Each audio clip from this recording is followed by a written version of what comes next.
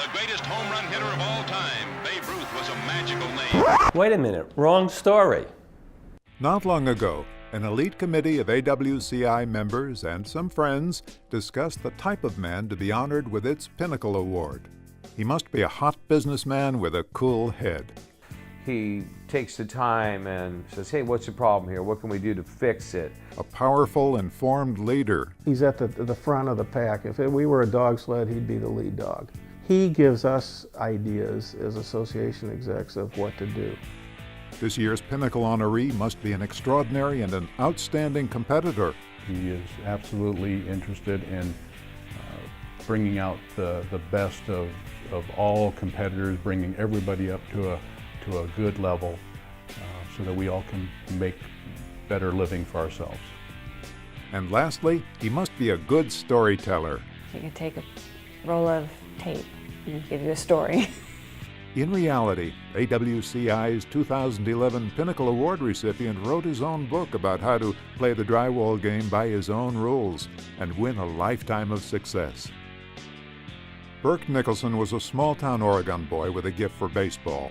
As a young man, he received a contract to play with the Canadian minor league team. That career dream ended when he was injured sliding into a base during a game. A college scholarship in Fresno brought Burke back to the U.S. Burke never had seen California, except in the movies, so when he got his first glimpse at the palm trees in Fresno, he thought he'd overshot his destination and ended up in Hollywood. It was also in Fresno where Burke claimed he sampled his first exotic food, spaghetti. During a college baseball game, Burke met Linda, a high school cheerleader. Eventually they married and had 2 children, first Kelle, then Michael. The young father worked very long hours, but he always had time for family. My earliest memories are, him throwing me up in the air or me sitting on his lap and him telling me stories. I remember Dad as being very, strict, but I also remember him as being, greater than life. He was basically, the kind of father that taught you right from wrong. In 1981, Burke married Norma Rivera, a vivacious mother of 2 teenagers, Stephen and Laura. They called him Pop. I think that's one of his stronger qualities, is his dedication to family. I think it's always been super important to him that his family was with him, that he loves his kids and his wife and his grandchildren more than anything. He was a figure to me of leadership, mentor. By far, in my early career, there's no one else I'd look up to more than Burke. Shortly after the wedding, Burke's employer had him fire all his employees, then let him go. After 23 years with the company, it was an enormous shock to Burke and his bride. I never thought that we'd ever lose or fail. It just wasn't in our vocabulary. Burke would not be where he is today without Norma. She's given him the leash, a long leash, to get out there and to try things that take risks that have been successful. He believes that without that support that he wouldn't have been able to do what he's done here. Burke spent 2 years as vice president for a drywall contractor, where his management skills were admired by his union employees. Then, on February 1st, 1984, Burke and his partner Larry Lohman founded Bayside Interiors, focusing on small tenant improvements. While Larry focused on estimating, Burke ran the business end of the company. It wasn't long before he got the reputation for some pretty uncommon business practices.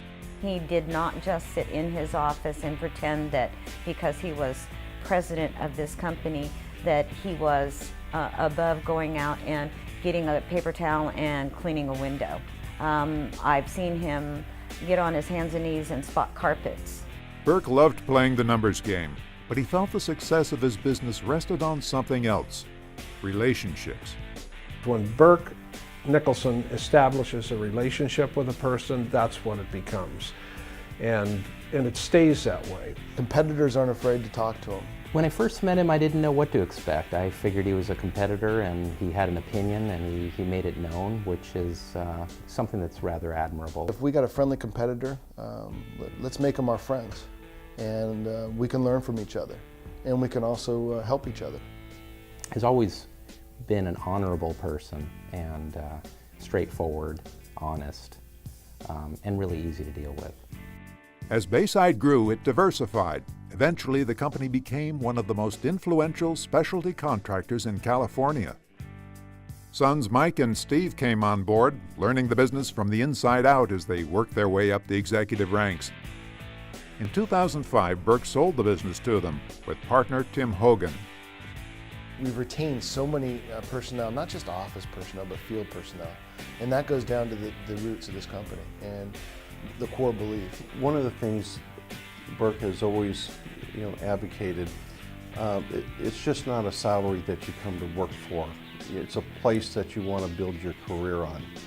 And he always wanted to make sure that there was a balance between family and work. Whether it be playing golf or being with your family, if you pay attention to the small details, then the bigger picture always takes care of itself.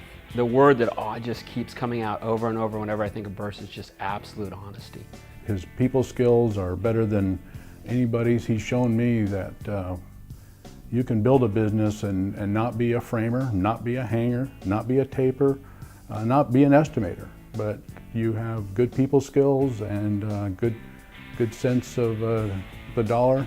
You can build an incredible organization. Of course, as a numbers guy, Burke's attitude about money often comes under scrutiny. Some credit his approach to his Scotch heritage. Dad's the kind of guy that when you give him $20 on Monday and you asked him how much money he had towards the end of the week, he'd have $19.50 left.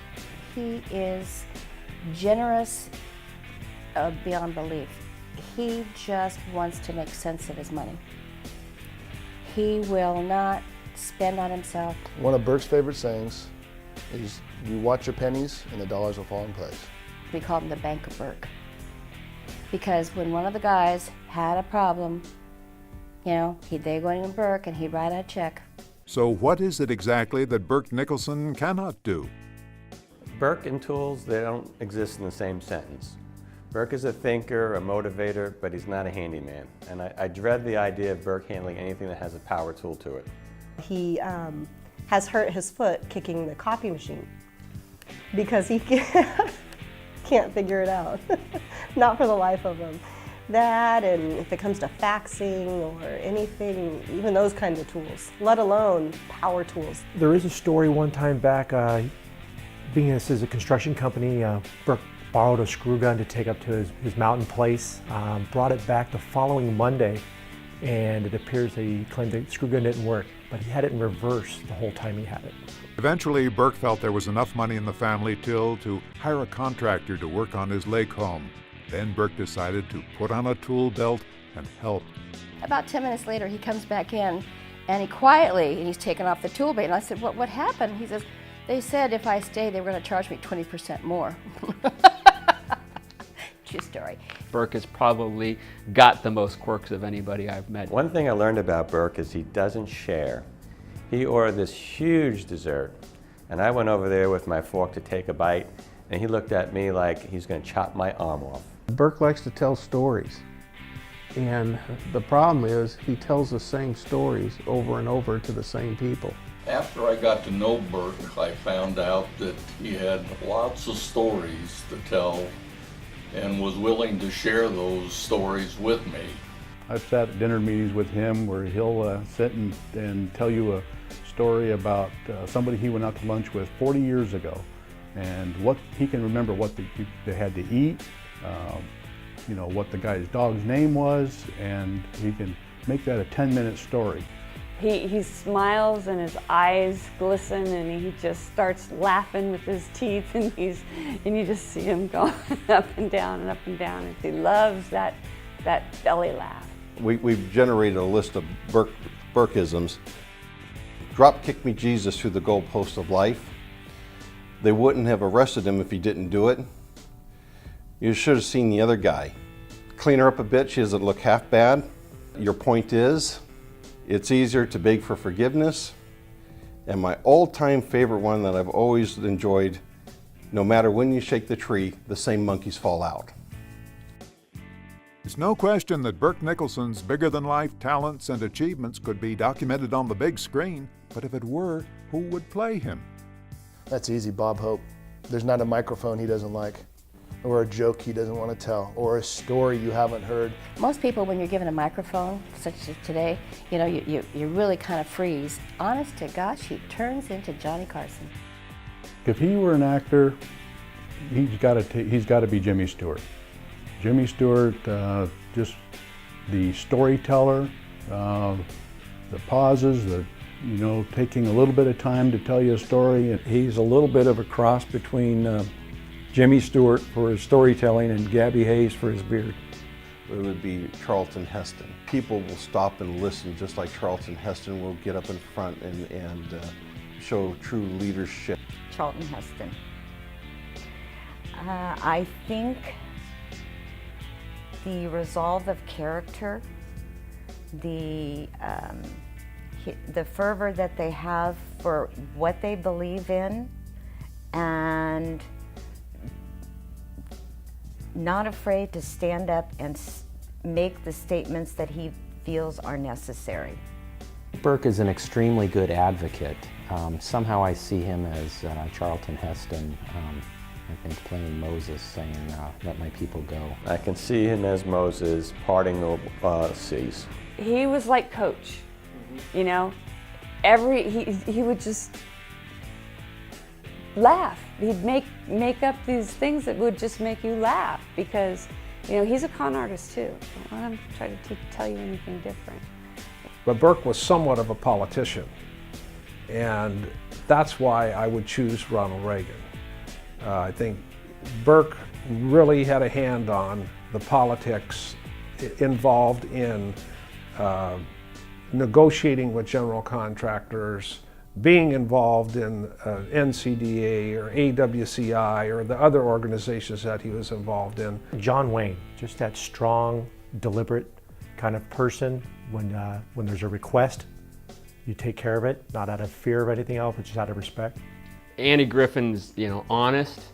He's simple, he's fair, the integrity, the honesty, the kind of simple country kind of, mentality. I could see him being a, Southern County sheriff and, running it exact the same way. And, I could actually tell you who I think Barney Fife is, but that's a whole nother story, so. He looked a lot like Sean Connery in my opinion, but that's, in terms of personality, I'm not sure. He's unique in and of himself. There's really nobody like him that I know. Drywall is not the sexiest business in the world, and it's kind of hard to imagine that there might be an icon in the drywall business, but if there's an icon in the drywall business, I realize it's Burke Nicholson. He gave back to the point that it was difficult to believe he could find time in his busy life to be able to give back as much as he did and be involved in the organizations that he was involved in. But he did it out of love. Burke did a lot of good things for AWCI during his term as president. He oversaw the construction and the purchase of AWCI's condo right now, where is our permanent headquarters. He was also very active during the time when we were doing our Steel Doing It Right program, which has become a world-class education tool for the steel industry. AWCI is like a family, and Burke really holds family dear. He's been to Moscow, he's been to Berlin, he's been to different trips with us. He's gone everywhere with different folks. He's helped a lot of us in our businesses just to listening, gaining his knowledge and his understanding and wisdom of what's happened in the past with his businesses.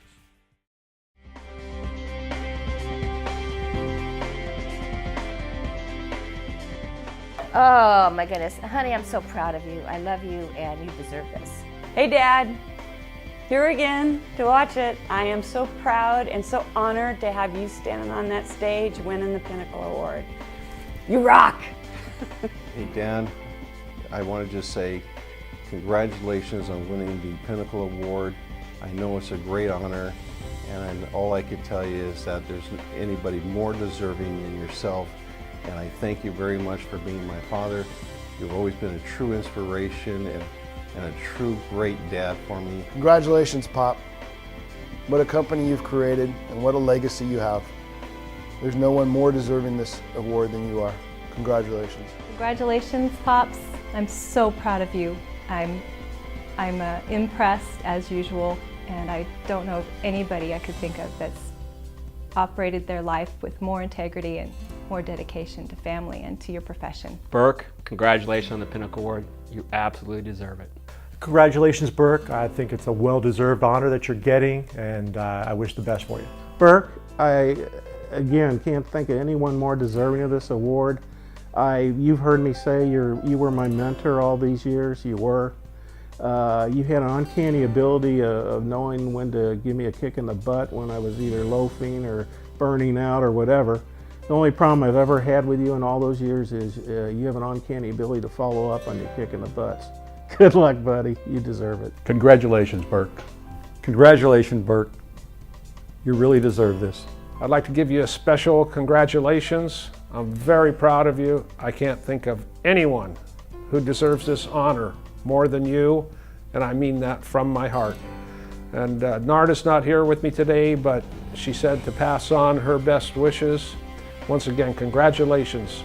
We're very, very proud of you. Burke, I'd like to congratulate you for the Pinnacle Award. If anybody deserves it, you do. Congratulations, Burke.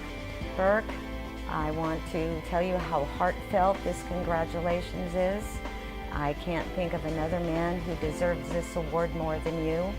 All my best to you and your family. Congratulations. Congratulations, Burke. You really deserve this. It's quite an accomplishment. Congratulations, Burke, on winning the Pinnacle Award. You deserve it. Congratulations, Burke, on winning the Pinnacle Award for this year. I love you, and I'm so glad to see that you're finally being recognized for what you've done for our organization and our industry.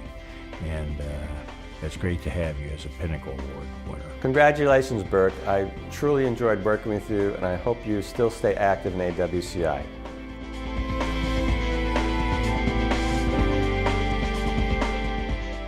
I'm not crying, it's just leftover.